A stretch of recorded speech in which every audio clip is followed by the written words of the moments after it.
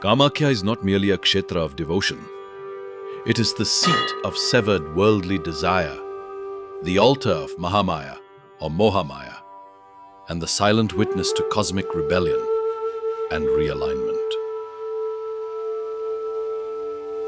In this first revelation of Kamakhya Tattva Bodha, we return to the root of her name, Kama-Akhya, the narration of Kama himself, and uncover how the annihilation of lust became the soil for the rise of a Shakti Peethas. What was truly burnt on that mountain was not just Kama, but the illusion that even gods could act outside karma. Kamakhya or Kama-Akhya, the narration of Kamadeva. This forms the very root of this kshetra, and it is from this point that the Mahatva of Kamakhya is to be understood.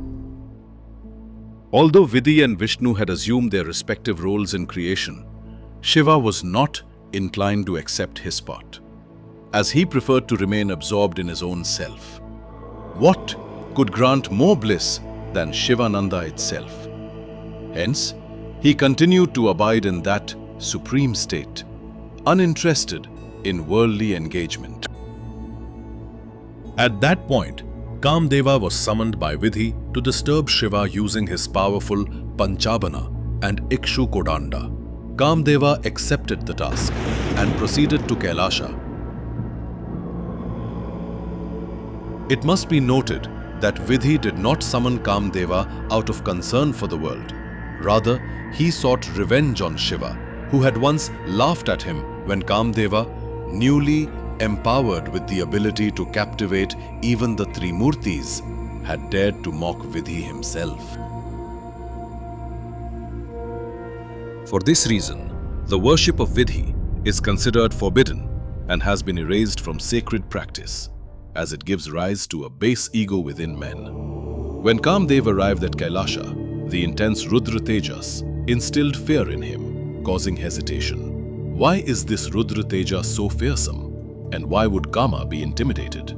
It is because Rudra Bhagwan is the Pratyanga Devta of Surya Bhagwan. Just as the naked eye cannot behold the blazing sun, so too is the brilliance of Rudra unbearable, the manifestation of divine consciousness in its true form itself.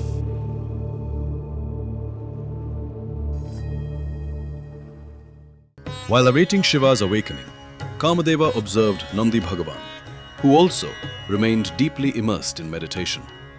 Though Nandi carries a portion of Rudra Amsha, Kamadeva felt no fear toward him. It must be understood, Swami is Swami and Bhakta is Bhakta. A devotee, no matter how elevated, can never be equated with the Bhagavan. One's attitude toward the divine must always be rooted in bhakti alone. Kamadeva marveled at the courage of Nandi Bhagavan, who sat in such close proximity to the blazing presence of Shiva. Meanwhile, Kama began directing his influence toward all beings in the vicinity, Siddha Purushas and their consorts.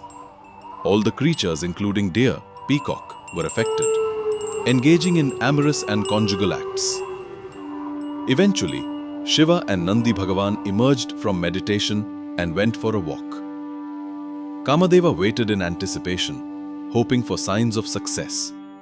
However, neither was moved by the sight of sensual activity. After their walk, they returned to Kailasha and re-entered meditation. Kamadeva stood in astonishment. How could a being remain unaffected by sexual desire? Leaving aside Shiva, for he is Rudra himself, how was even Nandi untouched by such influences? This is the Mahima, the supreme glory of Shiva. Kama can never touch him or his ardent devotees. Kamadeva returned to Vidhi and reported the incident, expressing both awe and fear over continuing the mission. Vidhi, however, urged him to proceed and declared that he himself would undertake tapas for a few hundred years to propitiate Mahamaya to support this endeavor. It is to be noted that even Brahmadeva had to perform severe penance for centuries, renouncing hunger and sleep, a reminder to sincere devotees not to fall into delusions or fantasies that distract from the path. Under the title, Simply You Shall Earn the Grace of Bhagavan, mark my words, if you cannot simply become a crorepati, you cannot simply earn something that worths more than countable and uncountable crores of money. While Vidhi entered deep tapas, Kamadeva continued his efforts, stimulating the beings around Kailasha to engage continuously in sensual acts, hoping that someday Shiva might be stirred. But no, neither Shiva nor Nandi was affected. Eventually Vidhi, having attained the boon of Mahamaya, summoned Kamadeva once again and instructed him to shoot his arrows at Shiva directly, without hesitation, assuring that she would take care of the rest. Emboldened and strengthened, Kamadeva returned to Shiva and released his arrow. The very moment it was shot, Shiva was enraged and reduced Kamadev to ashes instantly. That very mountain where this event occurred is now known as Bhasmachala.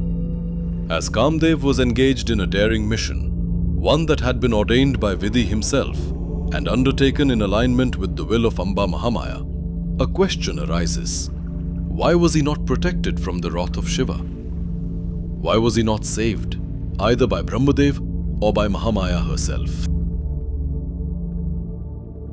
But still, he was not saved. Let us now see why. What truly turned to ash on that sacred mountain was not just Kama, the god of desire, but the illusion that even divine beings can act outside the bounds of karma. Kamakhya is not merely a goddess of fertility or passion, as the modern mind often imagines. She is the force that burns false desire at its root. This kshetra, born from the ashes of uncontrolled longing, stands as a silent reminder that even the boldest ambitions and cleverest manipulations, even when masked as divine missions, will fall before the unwavering fire of dharma. Kamakhya is the goddess who allows karma to complete its course, without sentiment, without partiality, and without compromise. Those who seek her must come not with fantasy, but with fire in the heart, readiness for truth, and a willingness to be broken so that they may be rebuilt.